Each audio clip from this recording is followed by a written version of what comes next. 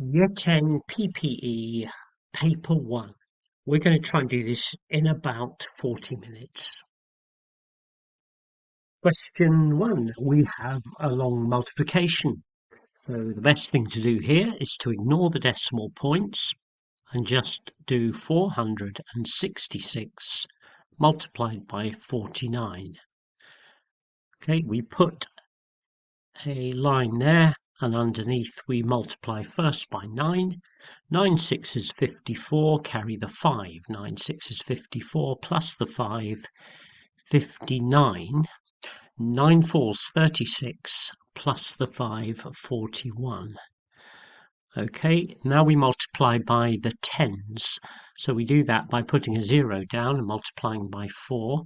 4 6s are 24, carry 2. 4 6s are 24 plus the 2, 26, carry another 2.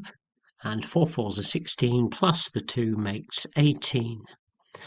Add those two numbers together and we will get the total, which will come to a 4 there, a 3 there with a 1 carried. 1, 6 and 1 is 8. 8 and 4 is 12, carry 2, carry 1, 1 and 1 is 2. So that's 22834. We count 1, 2, 3 decimal places back to give us 22.834 as our answer. Next part is a long division or a short division. Rather than divide by 1.8, we divide by 18. We've made the divisor 10 times bigger. So we do the same with this. We make this 10 times bigger to give us 772.2. Okay, and then we just carry out the division in the normal way. Short or long, I'm going to do short. 18 into 77 goes 4. 4 18s make 72. So there's a 5 remainder.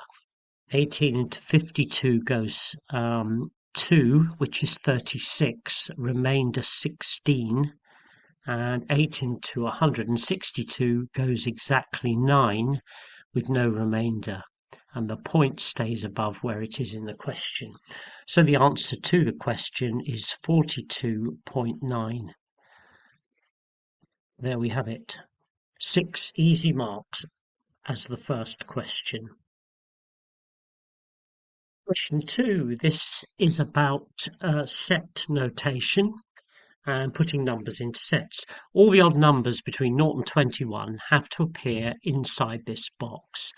Now we start by noting that 2 of those numbers are in both set A and B, which is 7 and 19. So they go in there. The numbers in set A but not B are 21 and 13. And the numbers in set B but not in A are 15 and 3.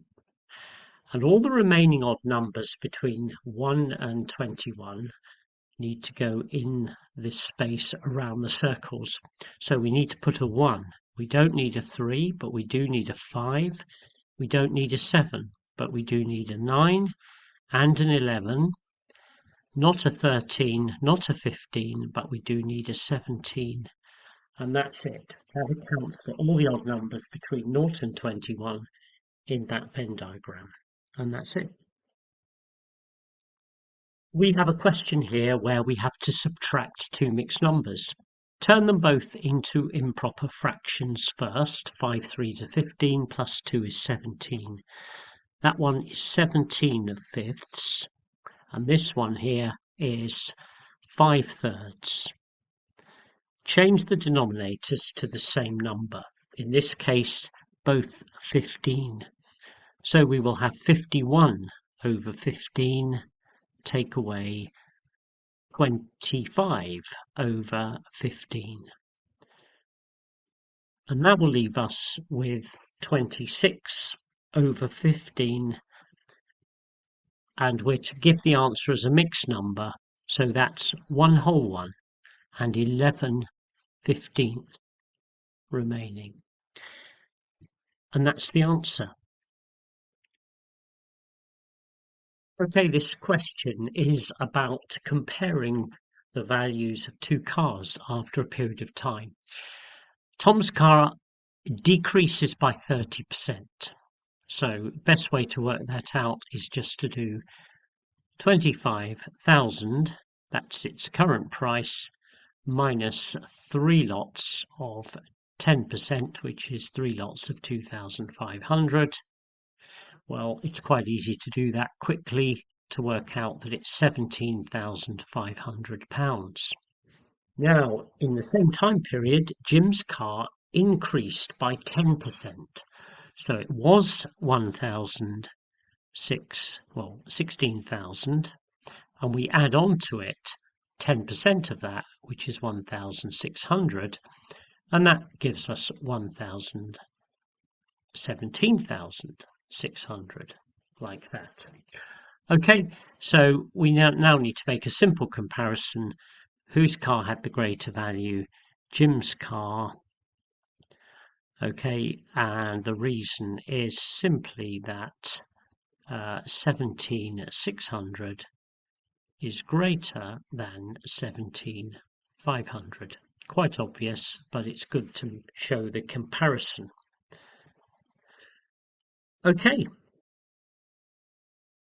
this is a ratio question. We're told that Lucy has 18 more tomatoes than Katie. And when we look at the ratio, we notice that that number 14 is 6 times more, okay, which is a third of 18. So I'm going to write that 3 times 6 is 18. Okay, so basically I'm going to take each number here and scale them up by a factor of 3, and that will cause the gap to become 18 instead of 6. All right, well, that's easy. If I multiply everything by 3, the ratio becomes 9. Okay, 24 and 42. And now I can see that 42 is 18 more than 24. But the question is, how much more does she have than Lucy, than Jane? Okay, well, it's the difference between those two, which is 33. Okay, so I'm just going to put 42 take away 9 equals 33. And that's the answer to the question. In this question, we have to work out the height of the prism. Okay, now we're told something about it, its length and its width. I'm going to call this height x. And I know that the cross-sectional area, that's the area of that right-angled triangle, multiplied by 20 would give me the volume, which is 600. Okay, now this is a triangle, so the area of that is half base times height. So half of the base, right, times the height, which is x, times 20, which is the length of the prism, will be 600. Okay, and I can use that to find x. Now I'm just going to rearrange that a bit. 20 over 2 is 10. 10 times 6 is 60. So this is like saying 60x equals 600. Okay, and from that you can see that x must be 10. And that's it, 10 centimeters.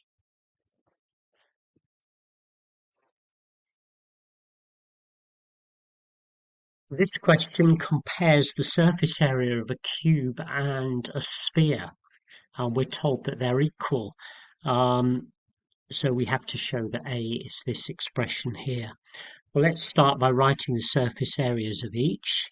This is 2A squared, that's all squared. That's the area of one surface, one face, and we've got 6 of those. Okay, well, 2A times 2A is 4A squared, times 6 is 24A squared. So that's the cube. Now the sphere, well, the surface area is 4 pi times 6 squared. 4 pi times 6 squared. Well, 6 squared is 36, times 4 is 144. So that's 144 pi. Okay, so we just got to say that 24a squared is the same as 144 pi. Now, you'll notice that 24 divides exactly into 144 6 times. So a squared is going to simply be 6 pi, and therefore a is going to be the square root of 6 pi, like that. And that's the answer, because clearly our k is actually the number 6, but we've written it in that form, and that's the job done. Here we have a simple quadratic equation which will factorize and solve easily. We just got to rearrange it first, so get everything over to the left, put the terms in descending order of powers of x. So we take away the 3x and we take away the 28, and that will give us 0 on the right hand side.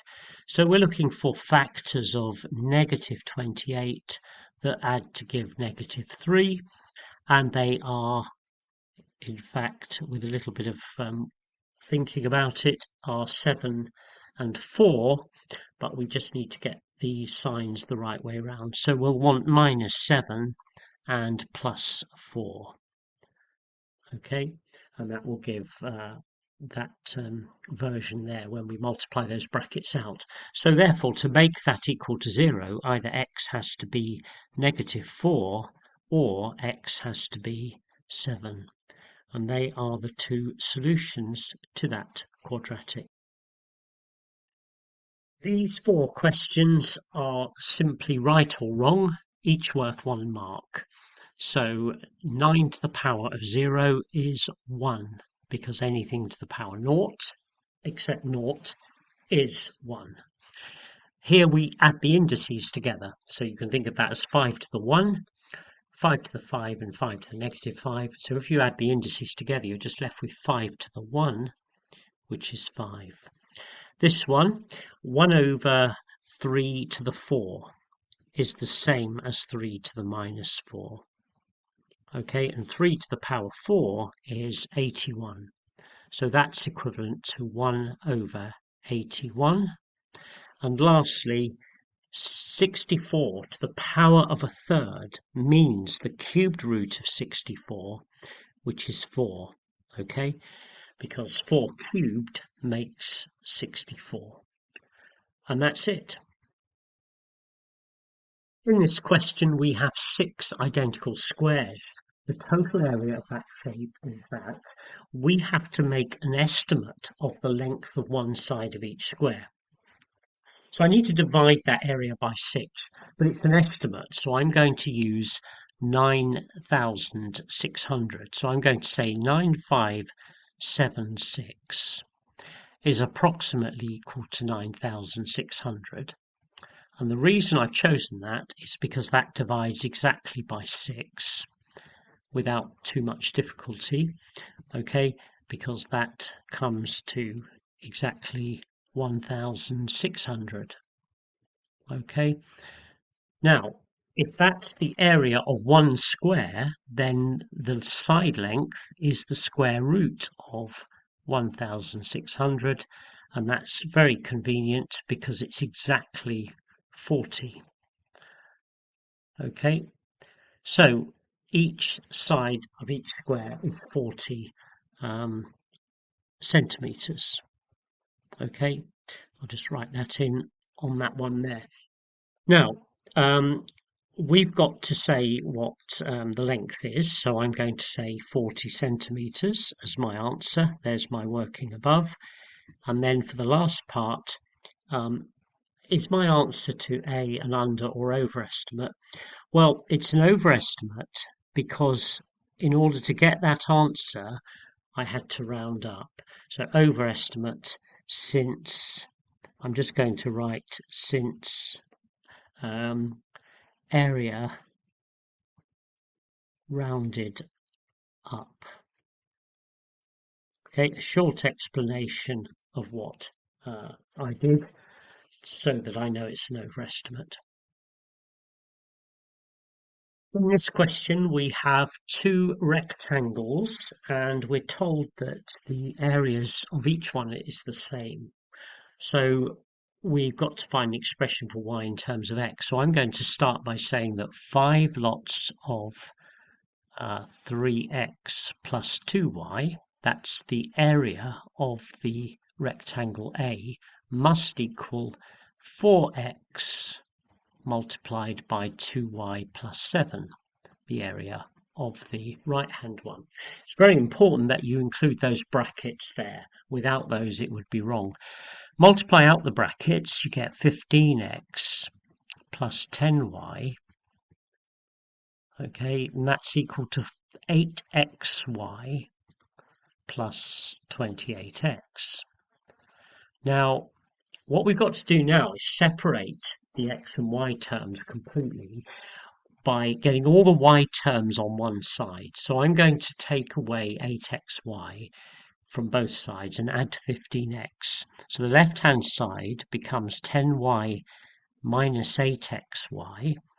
And on the right-hand side, I've got 28x, take away 15x. Okay, now the reason I did that is because I can factorize out a y, so it only now appears once in the equation. So taking out a factor of y from the left, I'm just left with that. And on the right, I have 13x. If I subtract those two. Now I've got one more step to do, which is to divide both sides by the bracket. So it gives me that y is 13x over 10 minus 8x. Okay, and that's it.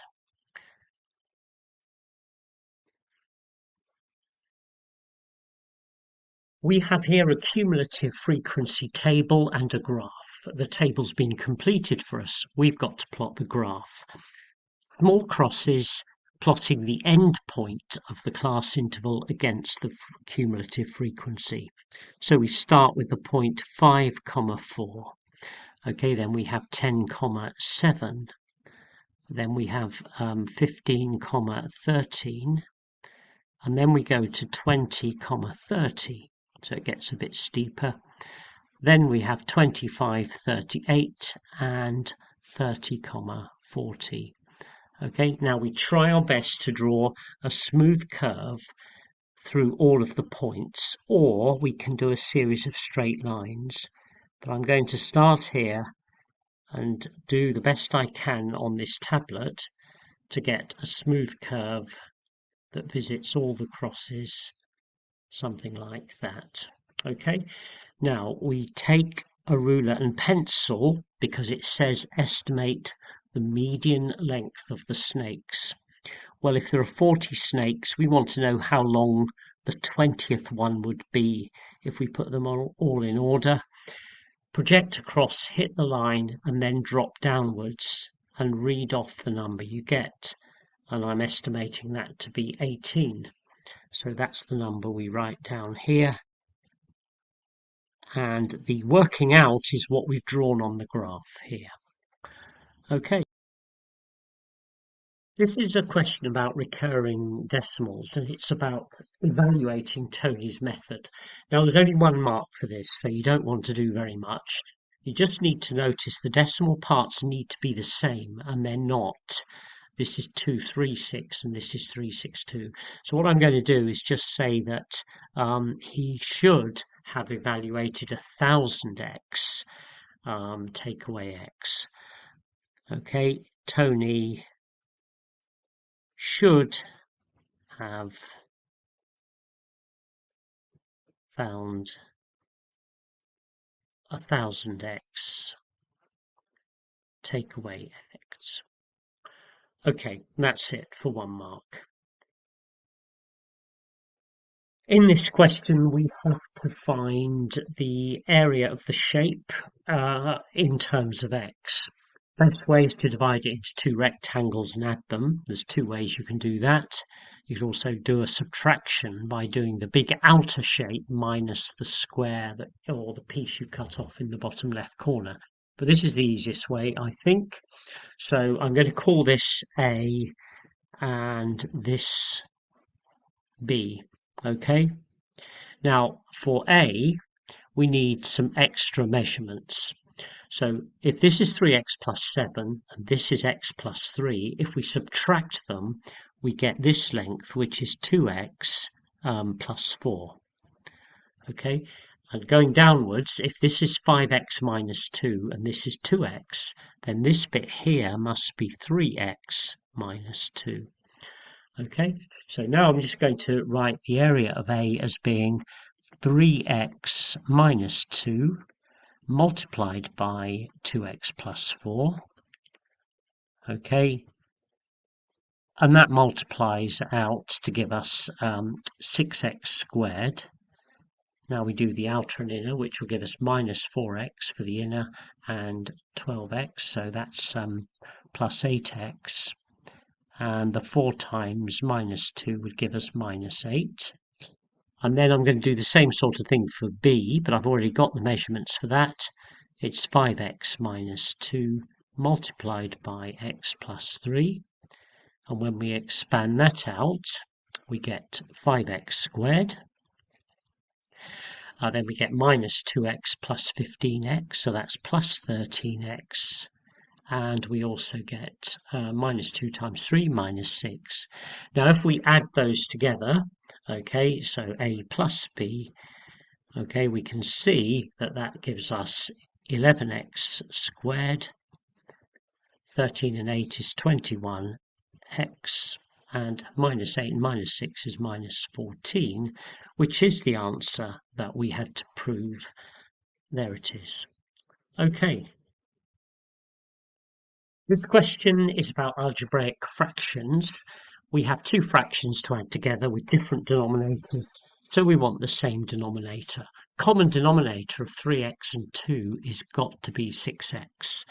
So to make this 6x, we want 10x plus 4 over 6x, just doubling the numerator and denominator. And to make the other one, the fraction a half, we need, we just need to write it as 3x over 6x. Okay, now common denominator, so we just add the numerators together, and that will give us 13x plus 4 all over 6x as a single fraction in the form that they wanted in the question. And that's it, done. Okay, in this next question here, I have already drawn a tree diagram to save some time. And basically, I've drawn in 3 possible routes through, because what I need is for there to be 1 orange and 2 yellows at the end of the succession of 3 events. Okay, so I'm interested in either orange, yellow, yellow. Okay, yellow, orange, yellow, or yellow, yellow, orange. Now, when you take 3 sweets, whether you take them all together or one after the other, it doesn't make any difference because you're not putting any back as you go. So the denominator changes from 10 to 9 to 8. Okay, the numerator, well, it depends on what you took in what order, but you start with 4 orange. If you took an orange the first time, there would only be 3 orange left, but there are still 6 yellow, and so on. Now, there are 3 ways in which you can get 1 orange only, and those are the 3 ways, and they're the highlighted routes I've drawn here. Okay, so the probability of going through each route is a multiplication. Okay, and I've got well, let's take this one at the bottom, for example. I've got 6 times 5 times 4 on the numerator and 10 times 9 times 8. Okay, now the reason I'm just taking one of them is that you'll notice whichever I took, I would end up with the same three numbers on the numerator and the same three numbers on the denominator. Okay, so if I just took that one result, I would get the same thing if I went down this route or this route. So each of those comes to, well, the best way is to do some cancelling. I'll just do that in a different colour. So the 10 and the 5 cancel to give me 1 and 2. The 8 and the 4 also give me 1 and 2 like that. The 9 and the 6 gives me 3 and 2. Then I can cancel a 2 and a 2 to give me a 1 and a 1. So I'm left basically with 1 over 6. Okay, well, if each root is 1/6, then 3 times 1/6 is equal to 1/2, which is the answer to the question. Okay. A question about inequalities and regions. Before we answer this, we need to draw the lines on the graph that will show these inequalities. Best in the form y equals mx plus c. Divide this by 3 and rearrange it. You'll get y is a third x minus 1. This one is just simply x equals 4 if we're going to draw the line, and this one is just going to swap it round and write it as y equals minus 2x plus 6. Then it's of the form y equals mx plus c. So we draw those three lines on the graph. Well, x equals 4 is easy. That's a vertical line that cuts the x-axis at 4. Okay, then we have y equals minus 2x plus 6. So it goes through 6 with a gradient of minus 2. So it's this line here. Okay, now strictly speaking, these lines should be dashed lines or dotted lines because they're not including. If you look at the inequalities, none of them are including. They're just less than or greater than. Okay, it's not quite in the right place, but it's near enough. Now the third one is y equals a third x minus 1. So it goes through at minus 1 with a gradient of a third. So it's going to do this, okay, like this. So we've got the three lines in place, and what we can do now on here actually is just make them dashed lines just by taking out some of the unwanted line, okay, like that. And now we can decide what bit to shade in and not shade in. Well, the way to do that is to look at the inequality signs. If you're not sure, just test a point. But basically, we want to go to for x to be less than 4. But what I'm going to do is shade in what we don't want. So I'm going to shade in the bit to the right, which is when x is greater than 4. Okay, that's the bit I don't want. Now, for this line here, I don't want what's above it because it's less than. So I'm going to shade out all of that above the line to say that I don't want any of that. Okay, and finally, I want this to be less than x. Okay, so I want this side of the line shaded here. Okay, if you're not sure, take a point and test it out and see whether it's which side of the line it's on. But that leaves me this region in here, which is the region that they want me to label as R. So I think it's quite clear which bit I'm talking about there. Okay. Okay, this is a question about a trapezium with an area of 70. And we're told that these lengths are in the ratio 3 to 4. I'm going to call those lengths P and Q. Okay, and we're going to use a fact that we can deduce from this right angled triangle here that I'm going to draw in, and that is that the height of that trapezium, okay, I can work out, I'm just going to call it x, all right, because x is over 8, x over 8 is the sine of 30 degrees because it's opposite over hypotenuse. So x over 8 is the sine of 30, and the sine of 30 degrees you need to learn is equal to a half. Okay, so from that we can conclude that x must be 4. Okay, now that's very useful because without that we couldn't work out the answer to this problem. So I'm going to put 4 there. Okay, 4 equals x. So what I can now do is I can use the formula for a trapezium, which is that the area, which is a half times the sum of the parallel sides, P plus Q, times the distance between them, which is 4, okay, and that will give me the total area, which is 70, okay, given in the question. Well, if I rearrange that, times by 2, divide by 4, I get P plus Q equals 35.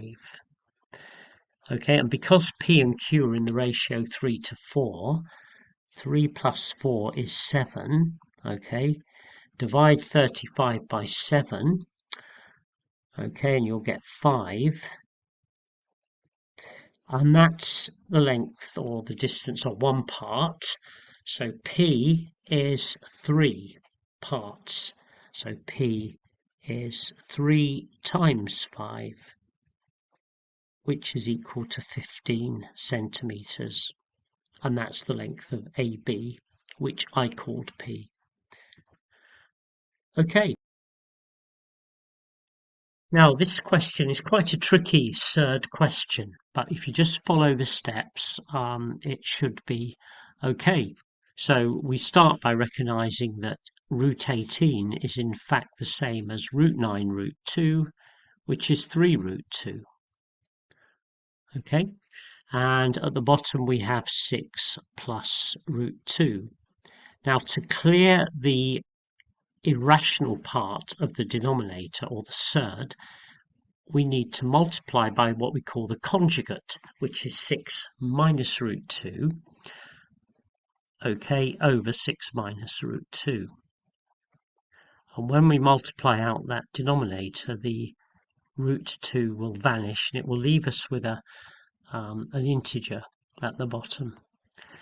Okay, so I'm just going to put a little dot there to show that we're multiplying them. Now, we get first outer inner last, so 8 times 6 is 48. Okay, then we're going to have 3 root 2 times 6, which is 18 root 2, minus 8 root 2, which is 10 root 2. But we're also going to have 3 root 2 times negative root 2, okay, which is 3 times 2, negative 3 times 2, which is negative 6. Okay, now on the denominator, we're going to get 6 times 6 is 36. We're going to have plus 6 root 2 minus 6 root 2, which cancel. But we're also going to have minus root 2 times root 2, which is minus 2. Okay, now when we simplify all of that, we put the 48 and the minus 6 together to get 42. Okay, so we have 42 plus 10 root 2, and that's divided by 34. Now, that is in the correct form, but it would be normal now to recognize a factor of 2 in every term and simplify it to give us 21. It does say give your answer in the simplest form, 21 plus 5 root 2 over half of 34, which is 17. Okay, and that's the answer. So that's quite a tricky Surd question for a GCSE paper. So this question is about simultaneous equations, but it's about estimating a solution. So it's actually quite simple because they've given us the equation of a circle, but they've also drawn it for us as well. So all we need is to find the points where this straight line crosses this circle. Well, this straight line has the equation y equals 3x plus 2. Okay, so it goes through 2 here on the y-axis. Okay, and it has a gradient of 3. So if I just go back a little bit here, it will go through this point here, for example. Okay, so I'm just going to go from there. That's got a gradient of 3. It then goes on up through there and crosses the circle and goes out to there somewhere. Okay, now I'll just continue this backwards because obviously it's a single straight line. It would go on through roughly about there, I would say. Okay, it's not quite right, but you've got the idea. Okay, so that crosses in 2 places, and those are the solutions to the simultaneous equation. So let's just look at what estimates we get for those. Well, that point there looks to be about x equals well, it's about 1.1, okay, and when x is 1.1 it looks like y is about 5.4. So when x is 1.1, y is 5.4. The other pair of solutions come from here. When x is minus 2.3 or 2.4, I think minus 2.3, okay, y appears to be minus 5 or negative 5. Okay, and those are my estimates for the solutions based on my graph on there, and that's it. This question is about plotting a quadratic graph and then using the graph to estimate solutions to an equation. Well, the first thing to do is just to put these numbers here into the equation for y. So when x is -1, -1 squared is 1. Take away 2 lots of -1 takes you up to 3, plus 3 is 6. Putting 2 into that equation gives you 4, minus 4 is 0, plus 3 is 3. And putting 3 in will also give you 6. Plot those points and you get -1, 6 there. You get 0, 3, which is here. You get 1, 2, which is there. Then you go across to 2, 3. And finally 3, 6. So you can see the sort of steepening curve U shape that you get. So try to draw the points together using a smooth curve as best you can. Okay, and it's quite difficult with the tablet and pen, but I shall do what I can to get a reasonably smooth looking quadratic curve. It's about there. Okay, now use that graph to solve this equation. Now you'll notice the left-hand part here is the same as this, okay? But instead of equaling y, we're going to set it equal to 4. So in other words, we want y equals 4, which is this line here. So what we're interested in is where does that green line cross the curve? Well, the best way is to project downwards from there and read off the numbers we get. Okay, so let's see what they read off to be roughly. I've used quite a thick line on the tablet, so it's easier to draw the curve that way, but it's not reliable in terms of giving an accurate answer, but we can have an estimate based on that. So I'm looking there at x being negative 0.3, so x equals negative 0.3 or x equals 2.5 as my estimates for the two solutions to that equation. And that is the end of that question.